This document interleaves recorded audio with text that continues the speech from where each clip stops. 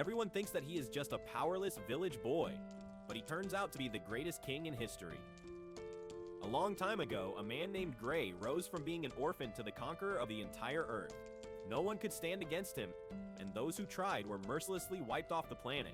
However, even with all the power in the world, he felt unsatisfied with his life because he was all alone. Then one day, he suddenly found himself drowning in a bottomless sea, and a voice asked him to seek the light in his next life. The king realized that he had just died, and the very next moment, he opened his eyes in a dimly lit room with two unknown people looming over his head. They called him Arthur and kept telling each other how much their son reassembled them. Even though he had no idea who these people were or where he was now, he now realized that he had been reborn with the full consciousness and knowledge from his past life. The great king, who is now just an ordinary infant, finds his new life as Arthur incredibly embarrassing. He can't control his body very well, and acting like a child while his parents clean his diapers fills him with shame. One day, Arthur sees his father using magic to strengthen his body so that he can plow their fields with just one punch, and then his mother healing him after he gets injured. That is the first thing that makes him curious, and he realizes that this world is not Earth because it has magic. Soon, Arthur finds out that his dad is an adventurer who often goes out to hunt monsters with his friends. He figures out that since all people in this world are allowed to keep weapons, it must be a dangerous place, and decides to get strong as soon as possible to protect himself. Unfortunately, that day is still far away because right now he is still a baby who starts falling asleep whenever his mom sings him a lullaby. However, he soon overcomes his frustration about that and begins enjoying these peaceful moments because in his past life, he was always under the danger of assassins targeting him in his sleep. A few months pass and Arthur finally starts crawling around the house. He pretends to be asleep so that his mom leaves him alone and then sneaks into the library in their house, where he begins searching the books for information on this world. He finds that the continent he is living on has a country of dwarves to the south and a country of elves on the north. The human country is ruled by a king, but unlike his past life, the king's son becomes the new king in this world, and there is no fight to death for the empty throne. He then finds another book that tells him about magic, and Arthur realizes that magic is the reason this world is so backwards in terms of science and technology. He learns that roughly 1% of the population can use magic, and the magic capacity of a person is often decided by the capacity of their parents. The book tells him that there are two main types of magic users. First are the augmenters who use mana to greatly strengthen their physical abilities and fight as warriors. The second category is of the conjurers who can project mana outside their body like wizards. Arthur realizes that his dad is an augment, but he thinks that his mom is not a typical conjurer because of her healing powers. He decides to stop thinking about that and continues reading the ways to become a magic user. The book tells him that to use magic, one needs to have a magic core which is formed by concentrating the mana inside the body to one single point. People are able to achieve that only when they hit puberty, and it takes them years to create a strong and usable mana core. Arthur, however, already knows about a similar concept. In his previous life, he could manipulate the internal energy of his body called Kai, and forming a Kai core inside his body was just like forming a mana. Arthur begins to focus his mana inside his body, hoping that he can take the first step to becoming strong in this world. But just as he is about to form his mana, his mother finds him and takes him back to his bed. 2 years pass in a flash, and one day while Arthur's mom is busy writing a diary entry about him, he goes outside to learn swordsmanship from his dad. As he keeps swinging a wooden stick like a sword, his mother comes outside and she is incredibly furious at her husband for teaching their son to use a sword when he just learned to walk. This is not a new thing for Arthur, who has now realized that his mother is the real boss of the household. His mother also takes him to the nearby city occasionally, and Arthur is always happy to be there because it allows him to learn a lot about this world. He shows interest in everything from weapons to strange goods found in this world. But the thing he is most curious about is magic, and being in the city gives him the best chance to see it up close. Apart from these visits, Arthur lives a peaceful life with his parents, and though he is uncomfortable about being trapped in the body of an infant, he slowly starts liking the peaceful life. His parents take care of all his needs, and that reminds him of his childhood at the orphanage in his previous life, where he desperately wished for a family, but his wishes never came true. One day, Arthur sees his dad practicing magic to strengthen his mana core. He is really excited to see and learn from him, but his dad can merely manage to lift a few stones from the ground using his mana. Arthur is not impressed because picking the stones with his hands would be faster. But then his mother comes to him and tells him that it was not his dad's best shot, and he performs better from the second round onward. Arthur's dad concentrates his energy again to impress his wife this time, and release a series of powerful attacks that shake the earth. Arthur is really impressed by his dad's skills this time, and his mom is sure that when he grows up, he will also turn out to be a strong warrior. Arthur wants to try doing it right away, but his mom decides to take him away for nap time. They pass by the library on the way, and Arthur pleads with his mother that he wants to read the books. She sternly refuses him, but he gives her an innocent pleading look that she can't resist.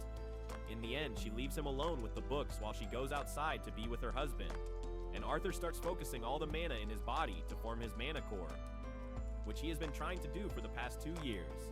He feels that he is on the verge of a breakthrough, and then suddenly his mana is formed inside his body. As a result, a powerful explosion blows away the house, and Arthur's dad gets injured while trying to protect his wife. They both panic as they fear that their son is in danger, but when they go inside, they can't believe their eyes when they see Arthur floating in the sky with a golden glow. Arthur gives them a smug smile, declaring that can finally use magic now. He gets on the ground and starts walking towards them, when suddenly the rubble from the roof falls towards him. He panics, fearing that this is going to be the end of his life, but both his parents lunge towards him to keep him safe from the falling rubble. Arthur realizes only after this that his parents have the duty to keep him safe, but when they start crying, he gets confused. In his previous life, he never experienced anything like this, and even the parents of other kids never showed any emotions other than pride or disappointment. As he wonders what this new feeling is, Arthur starts crying too, instinctively clinging on to his mother. A couple of years pass by after that, and Arthur is now a young boy who is starting to learn combat skills from his father, Reynold. Him and his dad stand face to face in the garden where his dad tries to hand him his prized gloves. But Arthur rejects it as he knows that he doesn't have enough strength to wield them at this age. He instead picks up a wooden sword, and his father does the same. Arthur immediately jumps into action, trying to land 3 consecutive attacks on his father, but his dad is much stronger and easily blocks each of his attacks. Realizes that his dad is using his magic to reinforce the sticks, so he decides to do the same and pours his mana into his wooden sword. Soon after, he runs at his dad once again, who is surprised when Arthur's attack manages to break his stick in half. Arthur smiles and claims that his wood is better than his father's wood, but his dad claims that stamina matters more. Regardless though, his dad realizes that Arthur is a prodigy, so he makes the tough decision to talk to his wife about sending Arthur out of town to an actual tutor. His mother, Alice, is completely against it as she doesn't want her sweet son to be ripped away from him since he is only 4 years old.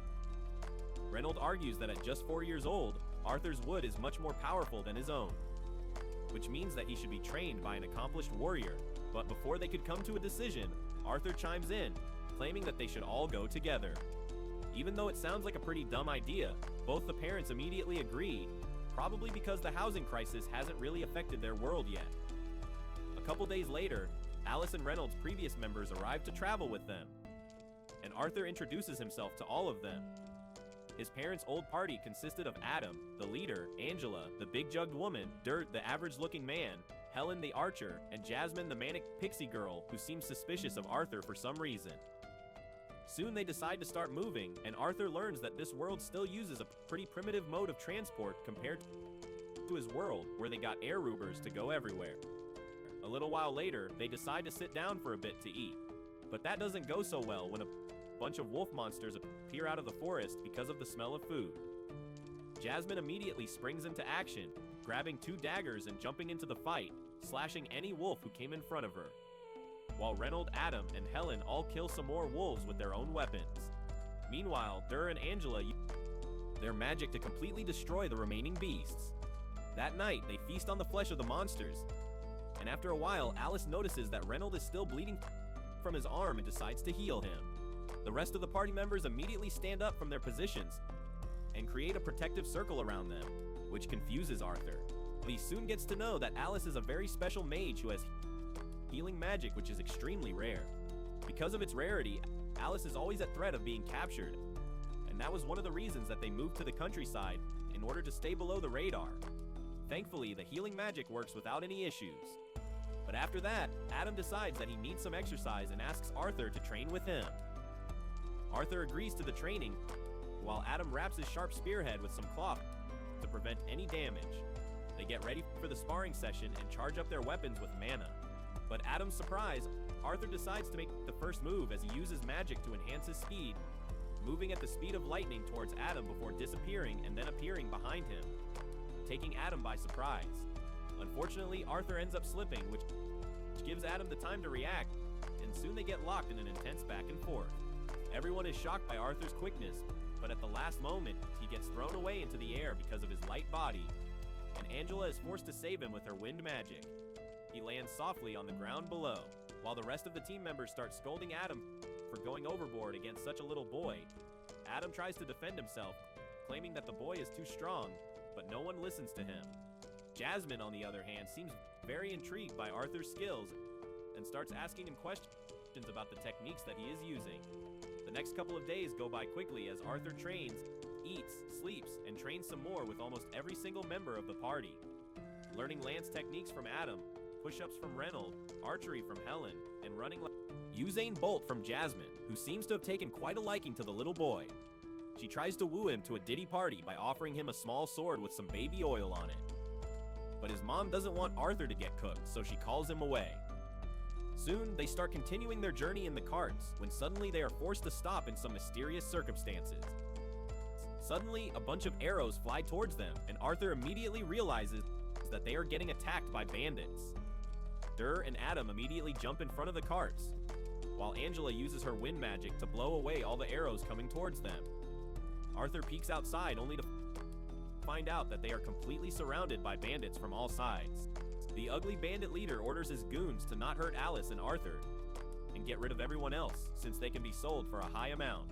The bandits all shout in agreement, and jump into the battle zone where they start getting cooked by Reynold and his party. One by one, all the members of the party start eliminating the bandits one by one, and Arthur knows that his party is much stronger on an individual basis.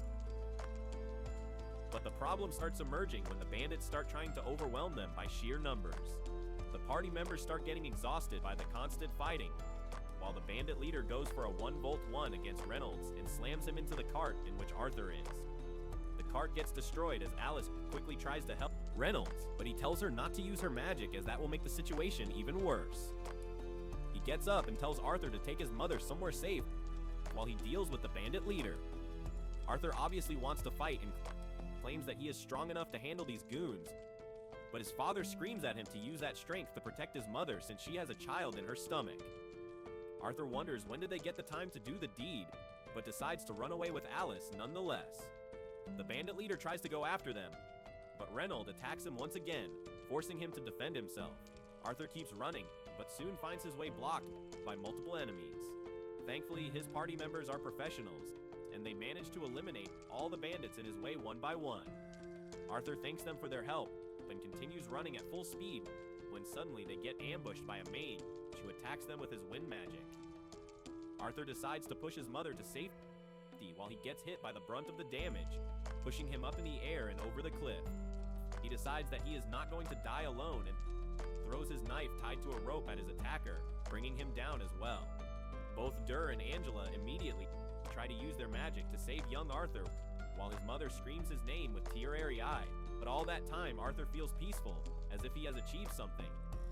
He wonders whether this is what happiness feels like, when suddenly tears form into his eyes, as he realizes that he was going to be a big brother. But now that life has been snatched away from him, as Arthur opens his eyes after the fall, he finds that he is still alive. He wonders where he is when suddenly the ground under him starts shaking as something huge walks towards him. Arthur tries to get up and see what is coming, and he is utterly horrified by a scary-looking demon who calls him by his name. Arthur is terrified of the demon, but he is a Chad who won't go down without a fight. He leaps at the demon to attack it, but gets flicked away gently. As he gets up, the demon tells him that he still has a lot to learn, and then assures him that she is a friend. Arthur doesn't understand what the hell is going on, and then the demon suddenly starts picking some fruits for him. She tells Arthur that he needs to eat before can start talking because she is not going to answer any questions otherwise. Arthur has no choice but to gobble down the fruits, and then he asks the demon if his parents are fine. She shows him a scene of the road where his parents and their friends fought the bandits, and it is full of the dead bodies of the bandits. The demon tells Arthur that everyone he knows is alive, and they continued their journey days ago safely. Arthur is moved to tears as relief fills his heart on hearing this. He then asks the demon her name so that he can thank her properly, and she introduces herself as Sylvia. A few days pass with Arthur still in Sylvia's cave, eating the fruits to sustain himself while his injuries heal. He wants to go to his parents as soon as possible, but Sylvia tells him that it is not so easy because he will have to go through the forest that is filled with dangerous monsters and outlaws. However, she has another way to unite Arthur with his family, but it involves creating a hole in space-time fabric and takes a lot of time. Arthur understands this, and while Sylvia prepares the hole in space and time, he continues to train his skills. He now understands that even though Sylvia looks like a demon, she is really kind-hearted, and more than that, she cares a lot about him specifically. One day as Arthur is working on his monitor, Sylvia decides to teach him a trick humans don't know. She gathers mana from the air and forms a ball in her hand, surprising Arthur, who has never seen anything like this before. Sylvia tells him most humans think that they can either gather mana or use it, but in nature, many creatures can do both things at the same time.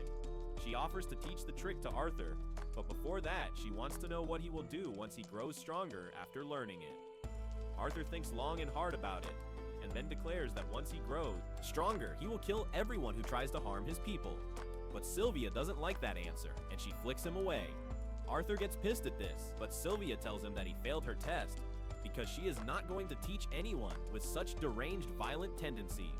Arthur is confused by this because the only thing he learned in his past life was that you get stronger to kill your enemies. However, when Sylvia asks him if he enjoys thinking about violence all the time, Arthur falls silent. Sylvia then tells him that there are other ways to use strength aside from violence, and she wouldn't want him to waste his life on rage and violence. Her words hit a nerve with Arthur, and he feels as if Sylvia knows everything about his past life. She then repeats her initial question and asks what will he do once he gets stronger. And this time Arthur replies that he will protect the people he cares about. Sylvia is pleased with that answer, and she starts teaching Arthur how to use magic while directly gathering it from his surroundings. Arthur learns it really quickly as well, but just as he runs to show that he can do it to Sylvia, she hits him to the side of the cave and buries him in rocks. Arthur is confused, but Sylvia talks to him via telepathy and tells him not to make any sound. Just moments later, another demon like Sylvia arrives there and tells her to come back with him. She refuses to go with him, so the demon shoots an energy ball at her. Arthur is worried, but Sylvia assures him that she will be fine.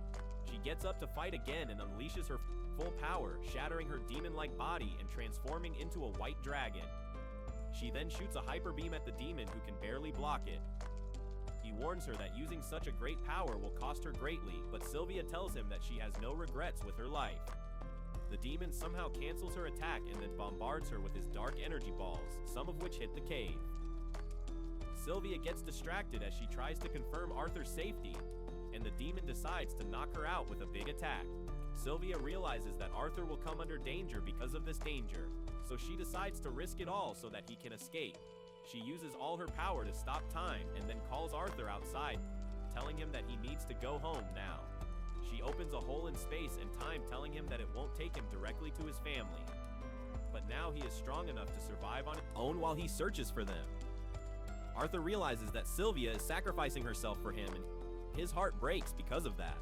But she makes him promise to use his power to protect the people he loves. She then gives him some parting gifts in the form of a crystal egg and a feather, asking him to take good care of it. After that, she kisses Arthur, and suddenly he gets golden tattoos on both his arms. Sylvia tells him that he will learn their meaning and purpose when the right time comes, but for now, it is farewell. She then tells him that she didn't really need all this time to prepare a portal to send him home, and she delayed the process on purpose because she enjoyed the few days she spent with him. Arthur starts crying on hearing this, and then he realizes that he is not strong enough to protect her right now, even though he promised that he would protect everyone he loves. Sylvia tells him that their promise doesn't apply in this situation, and tells him to hurry. He tells her that he doesn't care if she is a dragon or a demon, because she is family to him, and you never leave family behind.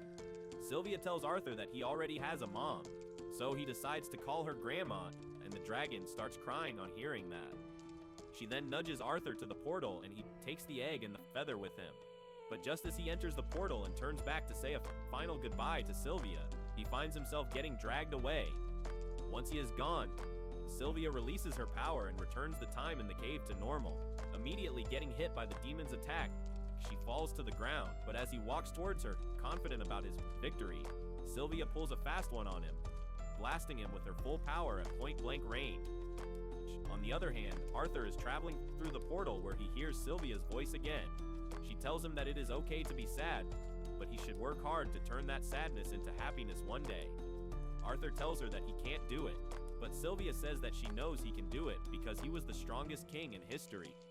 Arthur is shocked to hear that she knows about his previous life, and he wants to ask Sylvia if she was the one who brought him to this world. But before he can do that, he exits the portal.